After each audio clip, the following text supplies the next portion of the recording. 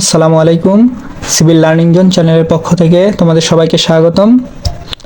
আমার নাম মোহাম্মদ সাইম ইসলাম, department of civil. তো কেমন আছো সবাই? আশা করি ভালো আছো।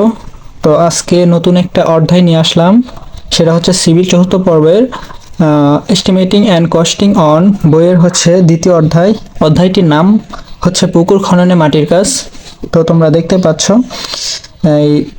এই অধ্যায়টি সম্পর্কে একটা বেসিক ক্লাস নিব।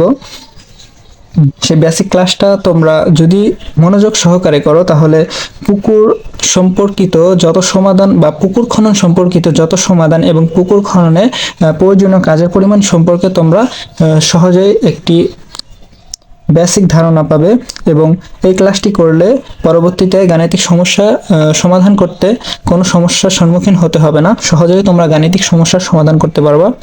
তো শুরু করা যাক। তো তোমরা দেখতে পাচ্ছ যে এখানে তিনটা চিত্র রয়েছে। প্রথমে হচ্ছে প্ল্যান, এরপর হচ্ছে সেকশন। অর্থাৎ তোমরা যারা গ্রামে থাকো অথবা শহরে যেখানে থাকো না কেন পুকুর তো অবশ্যই দেখেছো। তো প্ল্যান কি, সেটা হচ্ছে উপর থেকে যে দৃশ্যটি দেখা যায়, অর্থাৎ পুকুরের উপর থেকে মূলত পুকুরকে এভাবে দেখা যায়। যখন পুকুর খনন করা হয় তোমরা যে কালো অংশটি দেখতেছো, এই কালো অংশটি হচ্ছে পাড়, অর্থাৎ যেখান দিয়ে চলাচল করে পুকুর পরিদর্শন করা হয়। তো এটা হচ্ছে পুকুরের পাড় এবং এই পাড় বরাবর পরিসীমা, এটা হচ্ছে পুকুরের উপরিতল, অর্থাৎ ভূপৃষ্ঠের সমতলে অবস্থান করেছে মূলত। আর এটার দৈর্ঘ্য হচ্ছে এল এবং প্রস্থ হচ্ছে বি। আর পুকুরে সাধারণত তিনটা পরিমাপ থাকে, দৈর্ঘ্য, প্রস্থ আর একটা হচ্ছে উচ্চতা বা গভীরতা। এটাকে ডি দ্বারা প্রকাশ করা হয়। সেকশনে আমরা পরে আসতেছি, আগে প্ল্যানটা বুঝি। আচ্ছা, এরপর হচ্ছে এই নিচে যে আর একটা ক্ষেত্র দেখতে পাচ্ছ, এটা কি? এটা হচ্ছে পুকুরের হচ্ছে নির্দিষ্ট গভীরতায় হচ্ছে এটা তার ভূপৃষ্ঠ। অর্থাৎ এটা তাহলে কম হলো কেন? প্রশ্ন হচ্ছে এটা কম হলো কেন? এখন পুকুর যখন খনন করা হয় তখন ধীরে ধীরে হচ্ছে ঢালুতে বা স্লোপ অনুযায়ী হচ্ছে নিচের দিকে যাওয়া হয়। কেন স্লোপ অনুযায়ী নিচের দিকে যাওয়া হয়?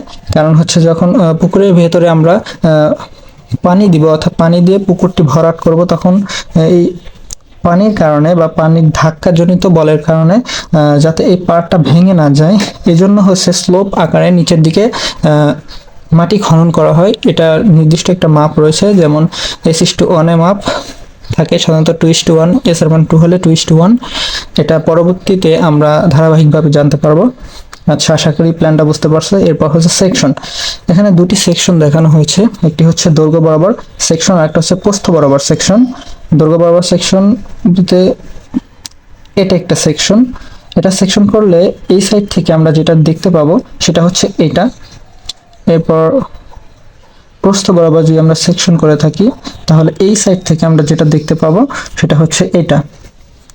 আর একটু আগে যে স্লোপ বা ঢালুর কথা বলছিলাম, এটা হচ্ছে এই যে এটা সাধারণত S:1 হয়ে থাকে। এস এর মান বিভিন্ন অঙ্কে দেওয়া থাকে 2:1 অথবা 4:1। এটা নিয়ে মাথা ঘামানোর কিছু নাই, এটা ধারাবাহিকভাবে আমরা জানতে পারবো। S:1।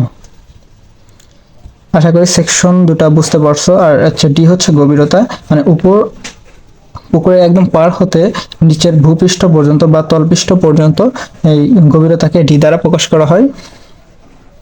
আচ্ছা, এরপর হচ্ছে আমরা আসি হচ্ছে আয়তন। সাধারণত হচ্ছে পুকুরের আয়তন, এটা যেহেতু একটি হচ্ছে আয়তাকার ঘনবস্তু সিস্টেম, তো এটার আয়তন সাধারণত হবে দৈর্ঘ্য গুণন প্রস্থ গুণন উচ্চতা।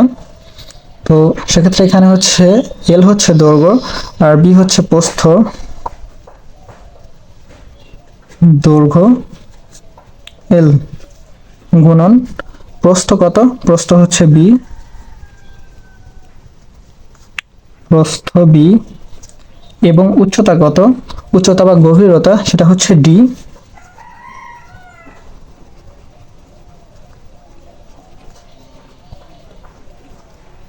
তো সাধারণত হচ্ছে দৈর্ঘ্য, প্রস্থ এবং গভীরতা এগুলো হচ্ছে মিটার এককে থাকে। তো মিটার এককে থাকলে হচ্ছে এর একক হবে হচ্ছে মিটার কিউব। তো আশা করি এতটুকু বুঝতে পারছো। আর এই অধ্যায়ে যে গাণিতিক সমস্যাগুলো সমাধান করতে হয় সেটা সাধারণত হচ্ছে তিনটি সূত্রে এগুলো সমাধান করা হয়। সেটা হচ্ছে মধ্যপ্রস্থছেদ সূত্র, আর একটা হচ্ছে গড়প্রস্থছেদ সূত্র, আর একটা হচ্ছে প্রিজোময়েডাল সূত্র। সাধারণত যুগান্তকারে এই তিনটি সূত্রের সাহায্যে পুকুর খননে মাটির কাজ পরিমাপ করা হয়। তো এই তিনটা সূত্র হচ্ছে আমি পরবর্তী ক্লাসে এক্সপ্লেন করব। তো আজকের মতো এইটুকুই, দেখা হবে পরবর্তী ক্লাসে। ততদিন পর্যন্ত তোমরা সবাই সুস্থ থাকবা।